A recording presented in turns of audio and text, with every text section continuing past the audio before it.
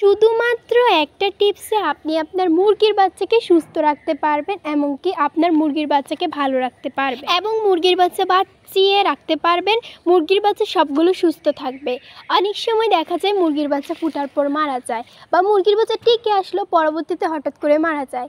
এটার কিছু কারণ রয়েছে, সেই কারণগুলো ভিডিওতে বলবো। আর তাছাড়া কী করে আপনারা মুরগির বাচ্চাকে একটি টেকনিক অবলম্বন অর্থাৎ একটি টিপস মেনে মুরগির বাচ্চাকে সুস্থ রাখতে পারবেন। বাচ্চা বাঁচানোটা সহজ হবে আপনার কাছে যদি আপনি এই ভিডিওতে পুরোপুরি দেখেন। বন্ধুরা, আর কথা নয়, চলে যাই মূল আলোচনায়। আসসালামু আলাইকুম, সবাই কেমন আছেন? আশা করি অনেকটা ভালো আছেন। আল্লাহর রহমতে আমরাও ভালো আছি। আমাদের সকল মুরগির বাচ্চা সবগুলোই ভালো আছে। আসলে বন্ধুরা, আপনাদের একটা কথা আমার বলা হয়নি যে আপনি কি করে একটা টিপস অবলম্বন করে মুরগির বাচ্চাকে সুস্থ রাখতে পারবেন সারা বছর। আমরা সাধারণত আমাদের অভিজ্ঞতা থেকে মুরগির বাচ্চা মুরগি পালন করি দীর্ঘ 7-8 বছর কিংবা তার চেয়েও বেশি। আমরা মুরগির বাচ্চা মুরগি পালন করে আসছি বলতে পারেন। ছোট একটা খামার আমাদের পরিণত হয়েছে শুধুমাত্র আমাদের এই অভিজ্ঞতা থেকে। তাই সেই অভিজ্ঞতা থেকে আপনাদের ভিডিওগুলো শেয়ার করার চেষ্টা করি। মুরগির বাচ্চা ফোটার পর আপনারা অনেক ভুল করে থাকেন, কিংবা মুরগির বাচ্চা ফুটলেও মুরগির বাচ্চা বাঁচে না, বা আপনি কিভাবে পালন করতে হবে সেটা আপনারা জানেন না। এত প্যারা আপনাদের নিতে হবে না। আপনারা শুধু একটি নিয়ম জানলেই আপনাদের মুরগির বাচ্চাগুলো সুস্থ থাকবে এবং ভালো থাকবে। সাধারণত মুরগির বাচ্চা ফোটার পর গ্রাম অঞ্চলে অনেক ভাই ও বোনেরা বা অনেক আপিরা কী করেন, মুরগির বাচ্চাগুলোকে বাইরে ছেড়ে দেন, বা অনেক দেখা যাচ্ছে মুরগির বাচ্চাকে ছেড়ে দিলে মুরগির বাচ্চাগুলো বাঁচে না, মুরগির বাচ্চাগুলো অসুস্থ হয়ে পড়ে, মুরগির বাচ্চাগুলোর পাখা ঝুলে যায়, মুরগির বাচ্চাগুলো রোগাক্রান্ত হয়ে পড়ে, মুরগির বাচ্চাগুলো শরীর থেকে পাখা বড় হয়ে যায়, খাবার খেতে চায় না, খাবার খেলেও পরবর্তীতে আর বাঁচে না। এইসব মুরগির বাচ্চার কিন্তু গ্রোথও আসে না। আমি বলতে চাচ্ছি, আপনারা যদি মুরগির বাচ্চা ফোটার পর আপনারা যে ভুলটা করে থাকেন, মুরগির বাচ্চা ফোটার পর মার সাথে বাচ্চাগুলোকে ছেড়ে দেন, যা কখনোই উচিত নয়। এটি যদি আপনারা করেন তাহলে মুরগির বাচ্চা কিন্তু আপনি বাঁচাতে পারবেন না। এখন বলতে পারেন, যদি মার সাথে বাচ্চা না ছেড়ে দিই তাহলে কি করে পালন করব। আসলে মার সাথে বাচ্চাগুলো ছেড়ে দিলে কি হবে আমি সেটা আগে বলছি আপনাদের। মার সাথে যদি বাচ্চাগুলোকে ছেড়ে দেন, মাটা হচ্ছে বড়, কারণ মা বাচ্চাগুলোকে ফুটিয়েছে। মা যেদিক যাবে বাচ্চাগুলো সেদিক যাবে। দেখা যাচ্ছে সব জেলা বা সব জায়গায় বা গ্রাম অঞ্চলে বেশি দেখা যাচ্ছে সিলের প্রকট বেশি, তারপর গুলসাপের প্রকট বেশি, কাক আছে, তারপর অন্যান্য যে হিংস্র প্রাণী রয়েছে যা মুরগির বাচ্চাগুলোকে খেয়ে ফেলে।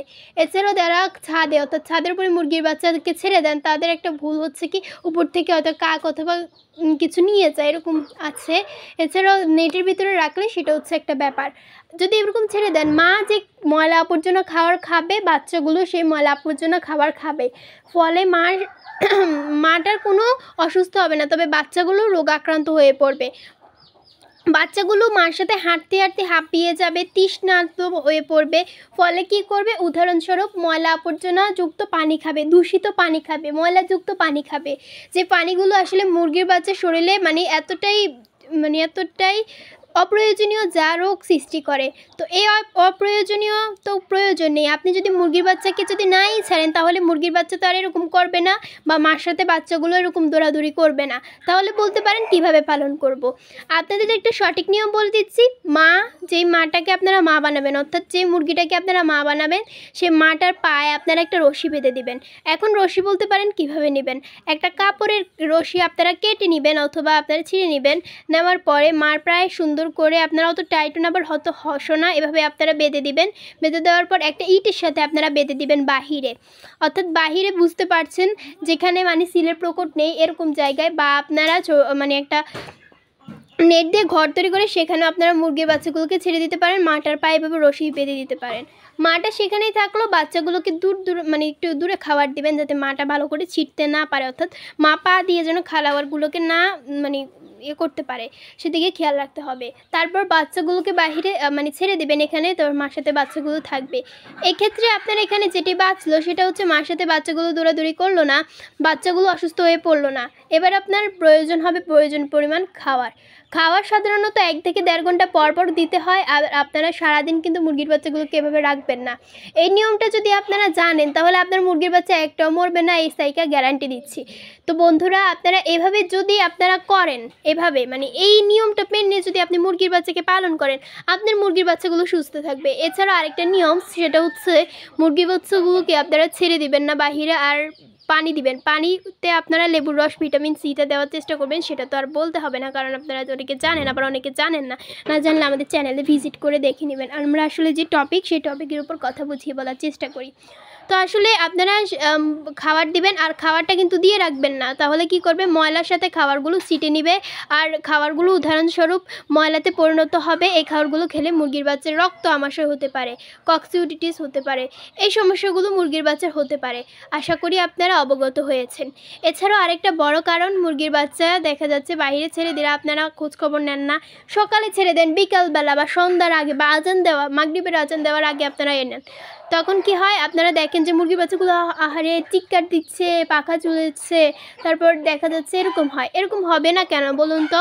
মুরগির বাচ্চাগুলোকে যদি এভাবে ছেড়েই দেন, খাওয়ার পানি ঠিকমতো না দেন, খাওয়ার পানি ঠিকমতো সরবরাহ না করেন, তাহলে তো সিল কিংবা অন্যান্য যেই হিংস্র প্রাণী রয়েছে সেগুলোই তো মুরগির বাচ্চাকে নিয়ে যাবে। এটাই তো স্বাভাবিক। আপনাকে কিছুক্ষণ পরপর পর্যবেক্ষণ করতে হবে, কিছুক্ষণ পরপর দেখতে হবে কোন মুরগির বাচ্চাগুলো অসুস্থ, কোন মুরগির বাচ্চাগুলো সুস্থ, বা খাবার খাচ্ছে কিনা, বা সঠিকভাবে খাবার খাচ্ছে কিনা, খাবার সরবরাহ হচ্ছে কিনা, এগুলো আপনাদের নিয়ন্ত্রণে রাখতে হবে। খাবার হিসেবে নারী সিস্টারের ফিড, আর পানি হিসেবে আপনারা পানির পাত্রে মুরগির বাচ্চাকে সাধারণত পানি দিতে হবে। অন্যান্য পাত্রে মুরগির বাচ্চাকে পানি দিবেন না, কারণ মুরগির বাচ্চা সকল পাত্রে পানি খেলে দেখা যাচ্ছে শ্যাওলা জমে যায়, তারপর ময়লা আবর্জনা হয়ে যায়, যা মুরগির বাচ্চার শরীরে মানে একটা খারাপ একটা দিক ছড়ায়। তো আশা করি বন্ধুরা আপনারা বুঝতে পেরেছেন। এভাবে আপনারা মুরগির বাচ্চা পালন করলে আপনাদের মুরগির বাচ্চা কিন্তু কখনোই অসুস্থ হবে না। স্ক্রিনে এতক্ষণ ধরে যে মুরগির বাচ্চাটিকে মুরগিগুলোকে দেখতে পেয়েছেন, এটা হচ্ছে আমাদের কলি। আমাদের লক্ষ্মী এবং ভালো একটা মুরগি হচ্ছে কলি। আমাদের সকল মুরগি ভালো, তবে আমাদের কলি হচ্ছে আমাদের খুব পছন্দের মুরগি। তো এই কলিকেও কিন্তু আপনারা খুবই পছন্দ করেন, কারণ ওর ভিডিও আমাদের চ্যানেলে অনেক দেওয়া আছে এবং অনেক মানে ভালো আপনারা সাপোর্ট করেছেন। ভিডিওগুলোতে সুন্দর সুন্দর ভিউয়ার্স হয়েছে। তো আমাদের কলির জন্য সবাই দোয়া করবেন, আর বাচ্চাগুলোর জন্য সবাই দোয়া করবেন। এই বাচ্চাগুলো আজ আজকে ওদের বয়স হচ্ছে আজ 1 দিন 2 দিন। তো এই 2 দিনে কত বড় হয়েছে আপনারা অবশ্যই কমেন্ট করে জানাবেন। আল্লাহর রহমতে সবগুলো বাচ্চা খুব সুন্দর রয়েছে, ভালো রয়েছে। আর আমরা কিন্তু ওদেরকে ওই টেকনিক অর্থাৎ ওই টিপসে কিন্তু মুরগির বাচ্চা পালন করছি। এভাবে ওদেরকে পালন করব, আর ওদেরকে আমরা মা দিয়ে ব্রুডিং করব, আর ওদেরকে ব্রুডারে আমরা নিব না, মা দিয়ে সাধারণত বাচ্চাগুলোকে ব্রুডিং করব। এছাড়া আমাদের কালিমুনির বাচ্চা রয়েছে, কালোমুনির। তো বন্ধুরা এভাবে আপনারা পালন করবেন। আর আমরা শত শত বলতে কি, আমরা হাজার হাজার, এই শুরু থেকে শেষ পর্যন্ত অর্থাৎ এই পর্যন্ত এখনও শেষ হয়নি, আমরা মুরগি আল্লাহর মধ্যে সবসময় পালন করব। হাজার হাজার মুরগির বাচ্চা আমরা এই টিপসটি অনুসরণ করে, এই টিপসটি মেনে আমরা মুরগির বাচ্চা পালন করেছি। আল্লাহর মধ্যে একটা মুরগির বাচ্চা অসুস্থ হয়ে পড়েনি। যদিও আপনার বুঝতে কোনো অসুবিধা হয়, আপনারা কমেন্ট করে জানাবেন, আর আমরা প্রতিটা কমেন্টের রিপ্লাই দেওয়ার চেষ্টা করি। সবসময় আমাদের ভিডিওগুলো দেখবেন, আশা করি আপনাদের কাছে ভালো লাগবে। তো বন্ধুরা আজকের ভিডিওটি আর দীর্ঘায়িত নয়, আশা করি বুঝতে পেরেছেন ভিডিওতে কি বলা হয়েছে। ধন্যবাদ, আল্লাহ হাফেজ।